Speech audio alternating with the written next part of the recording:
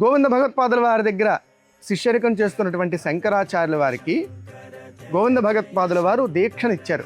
అంటే తురీయాశ్రమ దీక్షనిచ్చారు. ఇచ్చి ఆయనకు నేర్పవలసినటువంటి విద్య అంటే కొంత వేదాంత విద్య గురువు ద్వారా నేర్చుకోవాలి. ఎంత వేదాంతమైనా గురువుని చేరితేనే పండుతుంది. అంతేగాని నాకు అన్ని విద్యలు వచ్చేసి కదా అని మనం చేసేసుకుంటే కుదరదు. శంకరాచార్యుల వారు చాలా గొప్ప వేదాంత రహస్యాలను గోవింద భగవత్పాదుల ద్వారా గ్రహించారు. ఒకసారి నర్మదా నదికి తీవ్రమైనటువంటి వరద వచ్చింది. అప్పుడు ఆ చుట్టుపక్కల ప్రాంతాల వారందరూ వచ్చి గోవింద భగవత్పాదుల వారిని శరణ వేడదామని వచ్చారు. శంకరాచార్యుల వారు అన్నారు, మా గురువు గారు తపస్సు చేసుకుంటున్నారు కాబట్టి ఆయన భంగం చేయకండి, మీకు వచ్చినటువంటి కష్టం చెప్తే దాన్ని నేను తీర్చడానికి ప్రయత్నిస్తానన్నారు. వారందరూ కూడా స్వామి నర్మదా నదికి వరద వచ్చింది, మీరే కాపాడాలి అన్నారు. వెంటనే శంకరులు నర్మదా నది దగ్గరికి వెళ్ళి అతని కమండలంలోకి మొత్తం ఆ నర్మదా నది యొక్క వరదంతటిని కూడా తీసేసుకున్నారు. అంటే కమండలంలో బంధించేశారు ఆ వరదంతటిని. ఈ విషయం గోవింద భగవత్పాదుల వారికి తెలిసి చాలా సంతోషించారు. ఎందుకు, ఈయన ఏమైనా మహిమ చేశారనా అంటే కాదు.